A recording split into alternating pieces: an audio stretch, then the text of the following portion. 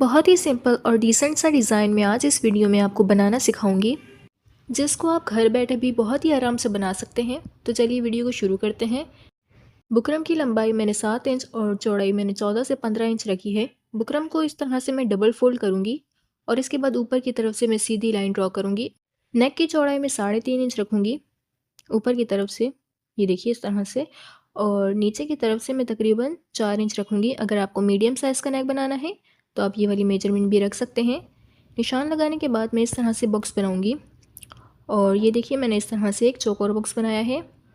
अब इस तरफ से मैं 1.5 इंच का निशान लगाऊंगी ताकि मैं राउंड शेप दूँ। अब इसके हिसाब से मैं बहुत ही आराम से राउंड शेप दूँगी। तो यहाँ पर मैंने बहुत ही खूबसूरत सा राउंड नेक बना दिया है। अब इसके बाद मैं बाहर की तरफ से आधा इंच का निशान लगाऊंगी और निशान में नीचे तक लगाऊंगी और इसके बाद मैं इसको भी राउंड में ड्रॉ करूंगी। ये देखिए इस तरह से। आज मेरा गला थोड़ा सा बैठा हुआ है, लेकिन मैं अपनी पूरी कोशिश करूंगी आपको ये डिज़ाइन समझाने में। उम्मीद है कि आपको ये डिज़ाइन पसंद आएगा। तो यहाँ पर मैंने अलग से पेपर लिया है। 1.2 का सभी तरफ निशान लगाकर मैं इस तरह से एक स्क्वायर बॉक्स बनाऊंगी। फिर उसके बाद मैं इसकी कटिंग कर दूंगी। आप चाहें तो 1 इंच भी रख सकते हैं। कटिंग करने के बाद मैं इसे इस तरह से, क्योंकि हमारा बुकरम डबल फोल्ड में है, तो इसको भी मैं हाफ में रखूँगी और इस तरह से ड्रॉ करूँगी। अब इसके बाद इनकी दोनों किनारों को मैं राउंड में और नीचे इस तरह से पॉइंट के साथ मिलाकर इसको ड्रॉ करूँगी।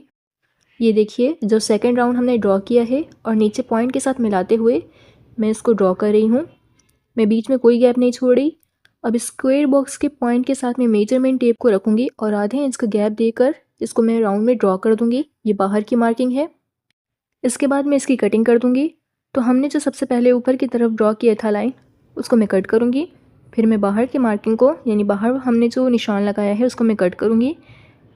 ये देखिए इस तरह से मैंने कटिंग कर दी है। तो अब बॉक्स के अंदर को भी मैं इस तरह से इन दोनों पैटर्न को अलग कर दूँगी। अगर वीडियो के अंदर कोई भी पार्ट आपको समझ में ना आए तो आप कमेंट सेक्शन के अंदर भी पूछ सकते हैं। और ये हमने नीचे की तरफ इसको कट कर दिया है। तो अब इसके बाद ऊपर की तरफ से भी मैं इसको डिज़ाइन के हिसाब से कट कर दूँगी।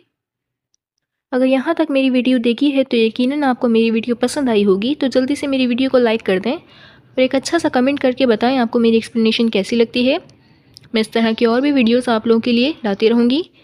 यहाँ पर मैंने नेक के अराउंड भी इसकी कटिंग कर दी है। जो हमारी मेन पैटर्न है वो ये दोनों हैं। मैं इनको फैब्रिक के ऊपर अच्छे से आयरन कर दूँगी।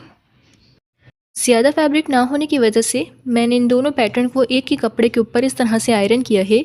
अब जो नीचे वाला पैटर्न है, मैं बाहर की तरफ से आधे इंच का कपड़ा छोड़कर इसको कट कर दूंगी। ये देखिए मैंने आधे इंच से भी थोड़ा फैब्रिक यहाँ पर छोड़ा है। अब यहाँ पर फैब्रिक ग्लू की मदद से मैं बाहर वाले फैब्रिक को अंदर की तरफ पेस्ट कर दूँगी। आप चाहें तो स्टिच भी कर सकते हैं। तो इस तरह से मैं इसे अच्छे से पेस्ट करके आयरन कर दूँगी। अब यहाँ पर मैंने आयरन किया है, तो अब दोनों पैटर्न को मैं अलग कर दूँगी और इस तरह से बुकरम के बराबर में फैब्रिक को छोड़ते हुए इन दोनों पैटर्न को मैं इस तरह से अलग कर दूंगी। ये देखिए मैंने यहाँ पर कटिंग कर दी है। तो सबसे पहले मैं ये वाला पैटर्न स्टिच करूँगी।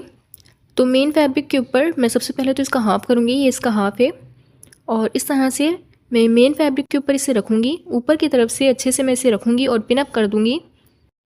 पिनअप मैंने कर दिया है। तो मैं इसके बाद बुकरम के बराबर इसको स्टिच कर दूँगी।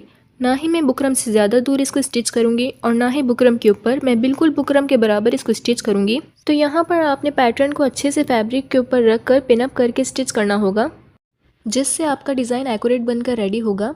और ये देखिए मैंने बुकरम के बराबर इसको स्टिच कर दिया है। मैं अभी आपको दिखा देती हूँ। ये देखिए, तो ये आप देख सकते हैं कि मैंने बिल्कुल बुकरम के बराबर इसको स्टिच किया है। ना बुकरम से ज़्यादा दूर स्टिच किया है और ना ही बुकरम के ऊपर। ये बुकरम के बराबर आपको सिलाइयाँ नज़र आ रही होंगी। अब इसके बाद सिलाई के बराबर मैं यहाँ पर थोड़ा सा कपड़ा छोड़कर इसको कट कर दूँगी। तो यहाँ पर मैं आधे इंच से भी थोड़ा फैब्रिक छोड़ रही हूँ। तो यहाँ पर आप निशान लगाकर भी इसकी कटिंग कर सकते हैं। तो यहाँ पर मैं डायरेक्ट कट कर रही हूँ। ये देखिए मैं यहाँ पर बिल्कुल सिलाई के बराबर थोड़ा सा फैब्रिक छोड़कर इसको कट कर रही हूँ। ये आप देख सकते हैं। तो कुछ इस तरह से मैंने इसकी कटिंग कर दी है। तो अब यहाँ पर मैं कट्स लगा लूँगी। तो यहाँ पर कट्स लगाते हुए आपको एहतियात करना होगा कि आपकी सिलाई कट ना हो जाए। ये आप देख सकते हैं। मैं आपको दिखा देती हूँ। मैं सिर्फ इतने दूर कट लगा रही हूँ कि हमें फोल्डिंग में आसानी हो। ये आप देख सकते हैं। अब यहाँ पर मैं ट्रायंगल के ऊपर की तरफ से भी एक्स्ट्रा फैब्रिक को कट कर दूंगी, जिससे हमें फोल्डिंग में आसानी होगी और इसके किनारे अच्छे से बनकर रेडी होंगे। तो अब इसके बाद मैं इसे पीछे की तरफ फोल्ड करूंगी और यहाँ पर आप सीम ओपनर का भी इस्तेमाल कर सकते हैं किनारों को बाहर निकालने के लिए। मैं यहाँ पर सीजर का इस्तेमाल कर रही हूँ। फिर मैं इसको आयरन कर दूंगी। यहाँ पर मैंने दूसरे पैटर्न के लिए नीचे एक्स्ट्रा फैब्रिक लिया है, जिसको मैं पैटर्न के नीचे रख कर बाहर की तरफ स्टिच कर दूंगी।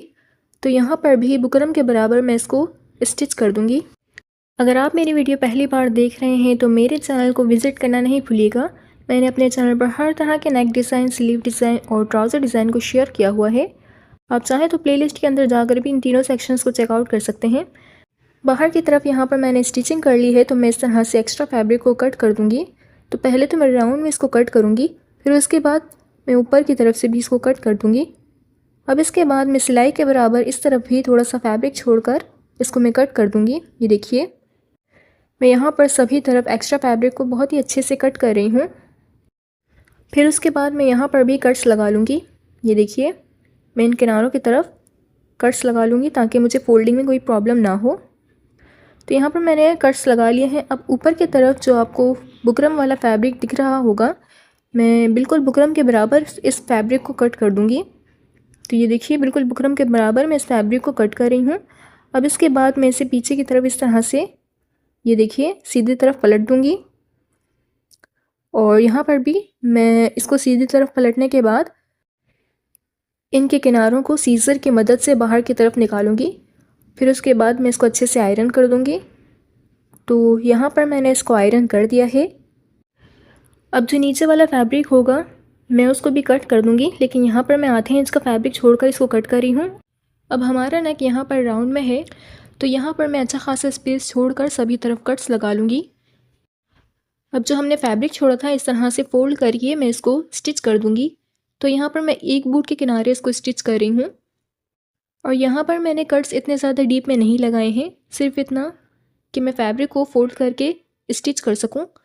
तो कुछ इस तरह से मैं फैब्रिक को फोल्ड करके इसको स्टिच कर दूँगी। आप चाहें तो यहाँ पर टॉप की भी सिलाई लगा सकते हैं। और ये देखिए, बहुत ही आराम से मैं इसे स्टिच कर रही हूँ। ये बहुत ही इजी मेथड मैंने आपके साथ शेयर किया है। तो यहाँ पर मैंने नेक के अराउंड स्टिचिंग कर ली है। ये देखिए, मैं आपको दिखा देती हूँ। ये पीछे की तरफ से फैब्रिक को फोल्ड करके मैंने स्टिच किया है। अब इन दोनों पैटर्न को मैं पेपर के ऊपर इस तरह से रखूँगी। ये देखिए, आप यहाँ पर किसी भी किस्म का पेपर इस्तेमाल कर सकते हैं। तो कुछ इस तरह से इन दोनों पैटर्न को इस तरह से मैं आपस में मिलाकर सबसे पहले तो मैं इस तरफ स्टिच कर दूँगी और यहाँ पर मैं रिवर्स लीवर का इस्तेमाल करके इसको स्टिच कर रही हूँ।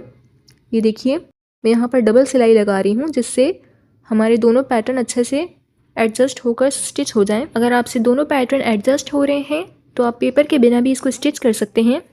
और कुछ इस तरह से मैं डबल सिलाई लगाते हुए मैं इसको ऊपर तक स्टिच कर दूँगी। ये देखिए, इस तरह से। और बिल्कुल इसी तरह मैं दूसरी तरफ से भी इसको स्टिच कर दूँगी। लॉन्ग वीडियोस के साथ मैं शॉर्ट्स भी अपलोड करती रहती हूँ और शॉर्ट्स में मैं हर तरह के डिज़ाइन और स्विंग से related tips and tricks share करती रहती हूँ। तो आप मेरी शॉर्ट्स को भी चेकआउट करना नहीं भूलिएगा।